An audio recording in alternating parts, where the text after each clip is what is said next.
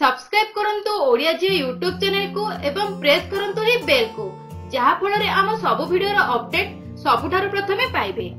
Friends आपण समस्त को बड़ खबर खुशी खबर जदि आपण जॉब खोजुचंती सेते बेले आपण को पई सुवर्ण सुयोग आसी जाईछि। भारतीय रेल नै आसीछि 1 लाख पदवीर भर्ती।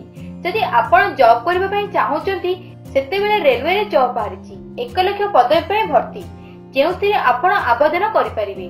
सर्वप्रथम आपनक एजुकेशन कोन अटे आपण केउ क्लास पर्यंत पढिचंती निश्चय हमकु कमेंट करी कहंतु। फ्रेंड्स देश रे थिबा सब बेरोजगारी युवक एवं युवती मानक पई भारतीय रेलवे नै आसीछि गोटे सुवर्ण सुयोग। भारतीय रेलवे रे 1,03,672 पदवी भर्ती पई ऑनलाइन आवेदन करा जाउछि।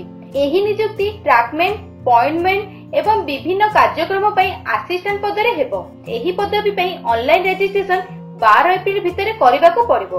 पूर्ण रूप में भरिथिबा आवेदन पत्र को सबमिट करिवार शेष तारीख मध्य 26 एप्रिल 2019 को निर्धारित कर देछि। एथि पई आपनक निकट रे केते योग्यता रहिबा दरकार। एथिरे योग्य प्राप्तिर योग्यता 10म क्लास पास हेबा दरकार किबा आईटीआई किबा डिप्लोमा रो सर्टिफिकेट रहिथिबा दरकार। बयस सीमा 18 ରୁ 33 वर्ष मध्य युवक युवती एथिरे अप्लाई करि परिबे। अप्लाई फीस सबु जनरल एवं ओबीसी मानक पई एहार फीस 500 टंका अटे किंतु महिला दिव्यांग एससी एसटी पिलांक पई एहा 250 टंका अटे। ऑनलाइन आवेदन शुल्क भरिबार शेष समय 23 एप्रिल 2019 अटे।